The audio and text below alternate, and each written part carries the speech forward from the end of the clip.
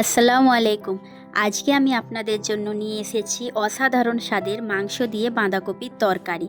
শীতের সময় বাঁধাকপি আর মাংস দুটো মিলে তৈরি হয় দারুণ সুস্বাদু একটা রেসিপি। চলুন তাহলে শুরু করা যাক। প্রথমে কড়াই তেল গরম করে নেব, তারপর তাতে দিয়ে দেব গোটা গরম মশলার ফোড়ন। গরম মশলার ফোড়নটা দেওয়ার পর সামান্য একটু নেড়ে নেব।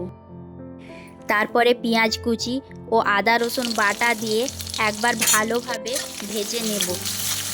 হালকা করে ভেজে নেওয়ার পর এরপরে তাতে দিয়ে দেব লঙ্কা গুঁড়ো, জিরে গুঁড়ো, হলুদ গুঁড়ো ও ধনে গুঁড়ো, স্বাদ মতো লবণ দিয়ে মশলাগুলোকে ভালোভাবে একবার ভেজে নেব। মশলাতে ভাজার পর আর একটু সামান্য পরিমাণ জল দিয়ে আবারও একটু ভেজে নেব।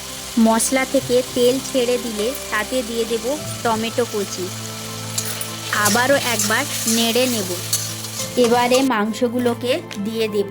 মাংসগুলো দিয়ে দেওয়ার পরে মাংসগুলোকে একবার ভালোভাবে নেড়ে নেব। মশলা লেগে যাওয়া পর্যন্ত মাংসগুলোকে ভালোভাবে ভাজতে থাকব। মিডিয়াম টু লো ফ্লেমে রেখে ঢাকনা দিয়ে 5 মিনিটের জন্য রেখে দেব। 5 মিনিট পরে মাংস থেকে জল বেরিয়ে গেলে ভালোভাবে আর একবার নেড়ে নেব। মাংসটা ভেজে নেওয়ার পর তারপরে তাতে 1 গ্লাস জল দিয়ে মাংসটাকে ভালো করে সিদ্ধ করে নেব। 10 মিনিটের জন্য ঢাকনা দিয়ে রেখে দেব। 10 মিনিট পরে মাংসটা ভালোভাবে সিদ্ধ হয়ে গেলে তাতে দিয়ে দেব কুচানো বাঁধাকপিগুলো। তারপর বাঁধাকপিগুলোকে একবার ভালোভাবে মাংসের সাথে মিশিয়ে নেব এবং 10 থেকে 15 মিনিট আর একবার ঢাকনা দিয়ে রান্না করে নেব। বাঁধাকপিগুলো নরম হয়ে গেলে নামিয়ে নেব। গরম গরম ভাত, রুটি কিংবা পরোটার সাথে পরিবেশন করুন। স্বাদ অসাধারণ।